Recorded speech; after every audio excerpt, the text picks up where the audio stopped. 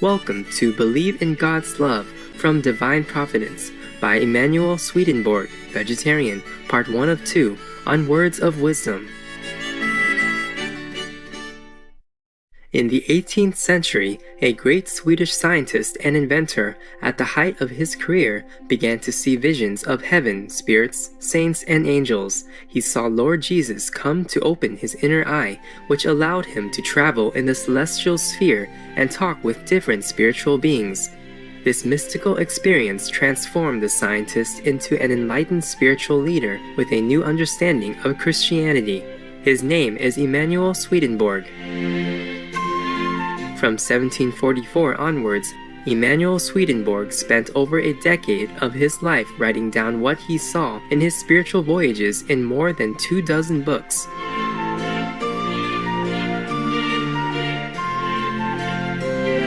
His visions of heaven and the afterlife, his realization that God is love, and his discovery of the Holy Bible's deeper meanings are just some of the revolutionary topics he bravely documented.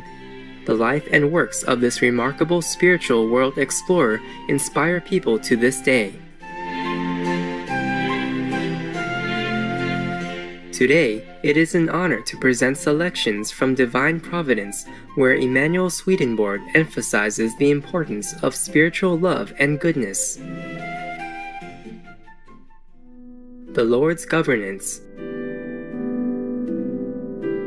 If the good that love does is not united to the truth that wisdom perceives, it is not really good, but it may seem to be. And if the truth that wisdom perceives is not united to the good that love does, it is not really true, but it may seem to be.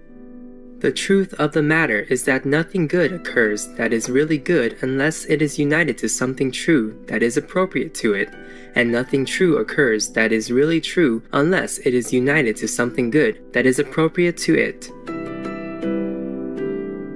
Still, there is such a thing as something good separated from what is true, and something true separated from what is good. This happens with hypocrites and flatterers, with all kinds of evil people, and with people who are involved in good on the earthly level, but not at all on the spiritual level. All of these people can do things that are good for church, country, community, and fellow citizens, for the poor and needy, and for widows and orphans. They can understand truths too, and can think about them discerningly and talk about them and teach them. However, those good and true characteristics are not particularly deep, so they are not essentially good and true for the people who display them. They are outwardly good and true and therefore are only facades. They exist solely for the sake of themselves and the world and not for the sake of goodness itself and truth itself, which means that they are not derived from what is good and true. They come simply from the mouth and the body then, and not from the heart. We might compare them to gold or silver that has been overlaid on slag, rotten wood, or dung, and we might compare the utter truths to our breath, which dissipates, or to a will-o-wisp that vanishes. Outwardly they may still seem genuine. While these truths have one guise for the people themselves, however, they can look very different to people who hear and accept them without knowing their source.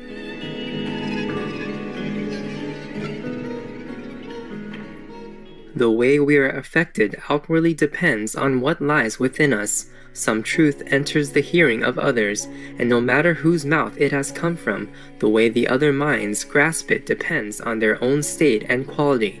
It is much the same for people who, by reason of their heredity, are involved in something that is good on the earthly level, but not in something that is spiritually good. What lies within anything good and anything true is spiritual, and this banishes whatever is false and evil. Still, what is solely earthly sides with what is evil and false, and siding with evil is not in harmony with doing good. The reason that goodness can be separated from truth and truth from goodness, and that they still seem good and true even when separated, is that we have an ability to act, called freedom, and an ability to discern, called rationality. It is by the misuse of these abilities that we can seem different outwardly than we are inward, so that an evil individual can do what is good and say what is true, and so that a devil can pretend to be an angel of light. The origin of evil is in the abuse of the abilities proper to us, called rationality and freedom. These two abilities exist in both evil and good individuals. If love is not married to wisdom, or if goodness is not married to truth, it cannot accomplish anything.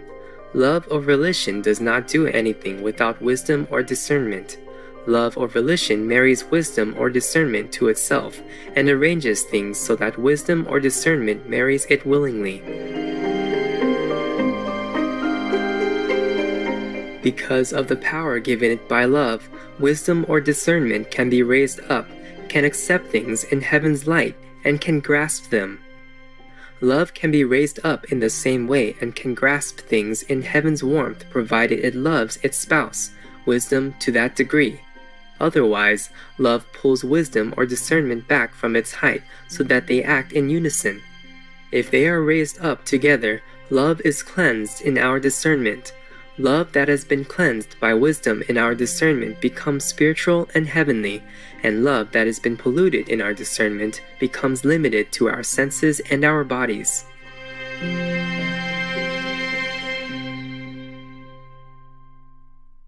The Lord does not let anything remain divided. This means that things must be focused either on what is both good and true, or on what is both evil and false. The first of the goals toward which the Lord's divine providence works is that we should be engaged in what is good and what is true together. That is our good and our love, and that is our truth and our wisdom, because that is what makes us human and images of the Lord. However, while we are living in this world, we can be engaged simultaneously in what is good and what is false, or in what is evil and what is true, even in what is at once evil and good, and therefore double, and since this division destroys that image and therefore our very humanity, the Lord's divine providence is trying to get rid of this division in everything it does.